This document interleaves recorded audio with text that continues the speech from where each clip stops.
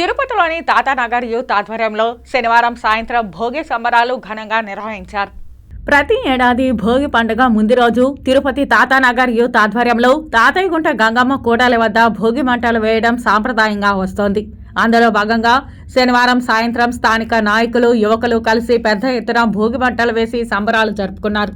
ఈ సందర్భంగా స్థానిక నాయకులు దొడ్డారెడ్డి శంకర్రెడ్డి, గుండాల గోపీనాథ్ రెడ్డిలు మాట్లాడుతూ మనసులోని చెడును భోగి మంటల్లో కాల్చివేసి మంచిని పెంచుకోవాలన్న పరమార్థం భోగి మంటల్లో దాగి ఉందని స్పష్టం చేశారు.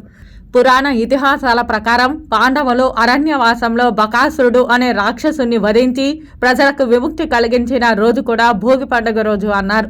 అదేవిధంగా గోదాదేవి భక్తికి మెచ్చి రంగనాథ స్వామి ప్రత్యక్షమై ఆమెను తనలో ఐక్యం చేసుకున్న రోజు కూడా భోగి పండుగ రోజు అని, భోగి రోజున దక్షిణాయన కాలం ముగిసి ఉత్తరాయణ పుణ్యకాలం ప్రారంభం అవుతుందని, ఇలా ఎన్నో విశిష్టతలకు భోగి పండుగ ప్రత్యక్ష తార్కాణమని వివరించారు.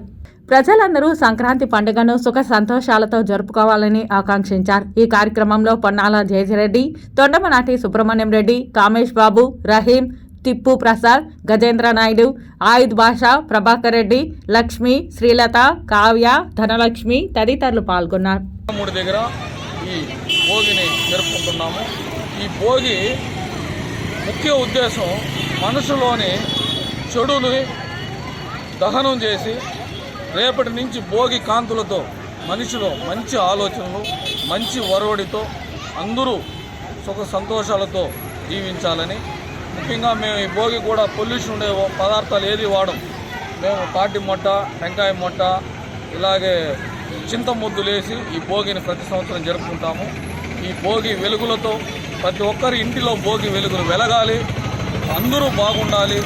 ముఖ్యంగా ఈ భోగి వెలుగుతో మంచి ఆలోచనలతో యువత మన దేశ అభివృద్ధికి పాటుపడాలని భోగి శుభాకాంక్షలు ప్రతి ఒక్కరికి తెలియజేస్తుంది.